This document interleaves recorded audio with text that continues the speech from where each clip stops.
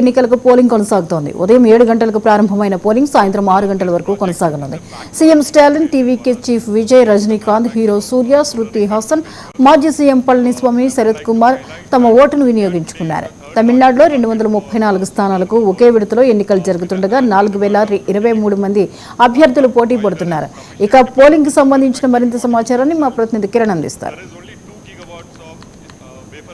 Election నేపథ్యంలోనే ఉదయం నుంచి కూడా పెద్ద ఎత్తున ఇక్కడ ఓటర్లు అందరూ కూడా ఓట్లు వేసుకునేదానికి ఓటర్లు బారులు తీరారు. ప్రస్తుతం నేను తమిళనాడులోని తిరుత్తణిలో ఉన్నాను. ఇక్కడ పూర్తి స్థాయిలో ఉదయం నుంచి కూడా పెద్ద ఎత్తున ఓటర్లందరూ కూడా ఇక్కడికి ఓటు హక్కును వినియోగించుకోవడానికి ప్రతి ఒక్కరు ఓటర్లంతా వచ్చారనేసి చెప్పుకోవచ్చు. ఏదైనప్పటికీ తమిళనాడు వ్యాప్తంగా జరుగుతున్న ఈ ఎలక్షన్లు మొత్తం మీద చూసుకుంటే తమిళనాడు అసెంబ్లీ ఎన్నికల పోలింగ్కు సర్వం సిద్ధం చేశారని చెప్పుకోవచ్చు. రాష్ట్ర ఎన్నికల కమిషన్ రాష్ట్ర వ్యాప్తంగా మొత్తం 38 జిల్లాల్లో 234 స్థానాలకు ఒక విడత నేడు పోలింగ్ జరుగుతున్న నేపథ్యంలో ఈరోజు ఉదయం 7 గంటల నుంచి కూడా ఈ పోలింగ్ ప్రక్రియ అయితే మొత్తం ప్రారంభమైంది చెప్పుకోవచ్చు. అదేవిధంగా మొత్తం ఈరోజు సాయంత్రం 6 గంటల వరకు జరుగుతున్న ఈ ఎలక్షన్కి సంబంధించి 6 గంటల వరకు కూడా జరుగుతుందని చెప్పేసి కూడా అధికారులు కూడా తెలపడం జరిగింది. మరోపక్క మొత్తము 4023 పోలింగ్ కేంద్రాల్లో ఓటు హక్కును వినియోగించుకునేందుకు 5,73,00,000 మంది కూడా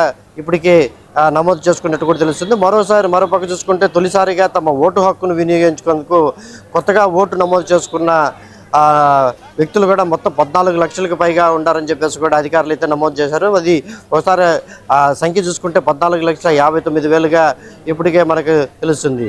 ఎన్నికల ప్రధాన ప్రత్యర్థులుగా డిఎంకే అదేవిధంగా అన్నా డిఎంకే పార్టీలు ఈ ఎన్నికల్లో కీలకం కానున్నాయి. మొత్తంగా టీవీకే పార్టీకి అంటే తమిళం వెట్టింగ్ కళగం సంబంధించి ఏదైతే పార్టీ ఉందో అది పూర్తి స్థాయిలో మెయిన్ కానుంది. మొత్తం పోలింగ్ కేంద్రాల వద్ద కూడా చాలా చోట్ల 144 సెక్షన్ కూడా విధించినట్టు కూడా తెలుస్తుంది.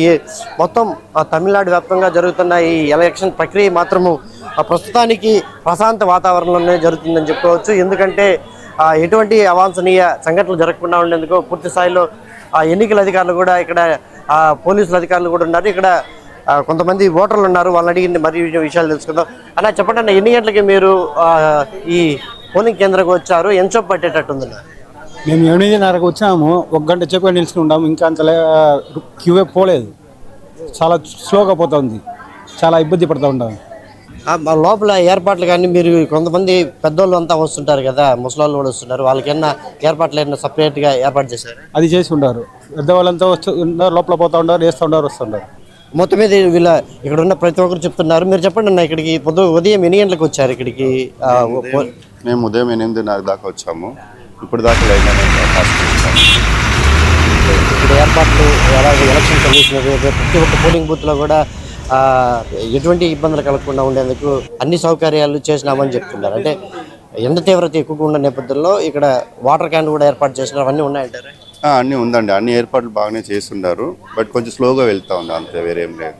ఇది మొత్తం మీద తమిళనాడు రాష్ట్రంలో ఉదయం నుంచి కూడా భారీ ఎత్తున ఓటర్లందరూ కూడా తమ ఓటు హక్కును వినియోగించుకునేదానికి ఇప్పటికే బారులు తీరారు. అయితే ఎండ తీవ్రత కూడా ఎక్కువ ఉన్న నేపథ్యంలోనే ఈరోజు మధ్యాహ్నం అంటే 1:02 ప్రాంతానికి అంతా కూడా ఓటర్లు తమ ఓటు హక్కును వినియోగించేందుకు పోలింగ్ కేంద్రాల వద్దకు భారీ ఎత్తున వస్తున్నారు.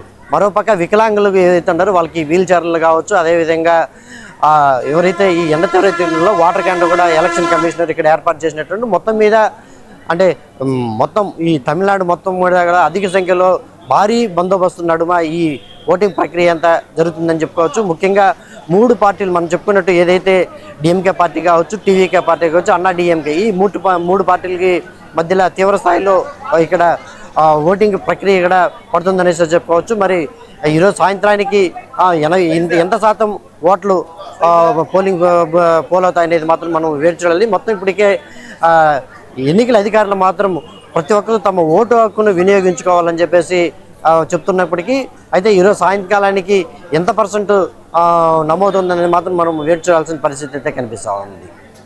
కెమెరా పర్సన్ జెపాక్ అశోక్, కిరణ్, 99 టీవీ, తమిళనాడు నుంచి. ప్రతి ఒక్క పోలింగ్ దగ్గర కూడా పూర్తి స్థాయిలో పోలీసులు బందోబస్తు అధిక సంఖ్యలో ఉన్నారని చెప్పుకోవచ్చు. ఇంతకీ ఈ పోలీస్ ప్రొటెక్షన్ ఏ విధంగా ఉంటుంది అనే దానిపైన ఇప్పటికే పోలీసుల కమిషనర్ అది కావచ్చు, అదేవిధంగా ఎస్పీ ఆదేశాల మేరకు ఇక్కడ ఉన్న పోలీస్ అధికారులు కూడా కొంతమంది ఉన్నారు, వాళ్ళు మాట్లాడించే ప్రయత్నం చేస్తాము. సార్ చెప్పండి సార్, ఇప్పుడు తమిళనాడు వ్యాప్తంగా ఈ ఎలక్షన్ జరుగుతున్నాయి. ఉదయం నుంచి కూడా ఎన్ని గంటలకు ప్రారంభమైంది, అదేవిధంగా సాయంకాలం ఎన్ని గంటల వరకు జరుగుతుంది, మొత్తం పోలీస్ ప్రొటెక్షన్ ఎంతమంది ఉంటారు సార్ ఈ కాన్స్ట్రక్షన్ వరకు? ఇప్పుడు ఇక్కడ మేము తెలంగాణ పోలీసును తెలంగాణ నుంచి 8 కంపెనీస్ వచ్చాయి. అంటే ఒక్కొక్క కంపెనీ 85 మెంబర్స్ ఏది 10 డిస్ట్రిక్ట్స్ ఆక్యుపై చేసాము. తిరువరూరు డిస్ట్రిక్ట్ నేను వచ్చి తిరువరూరు డిస్ట్రిక్ట్లో ఇన్ఛార్జ్ ఉన్నా. నా కింద 85 మెంబర్స్ ఉన్నారు. అయితే ఈ బూత్లో మార్నింగ్ 8 o'clockకి స్టార్ట్ అయింది. మార్నింగ్ 8 o'clock 5:30 వరకు లైన్లో మనకు క్యూ లైన్లో ఎంతమంది అయితే ఉంటారో వాళ్ళని అలౌ చేసి అప్పుడు క్లోజ్ చేస్తాం మిగతాది.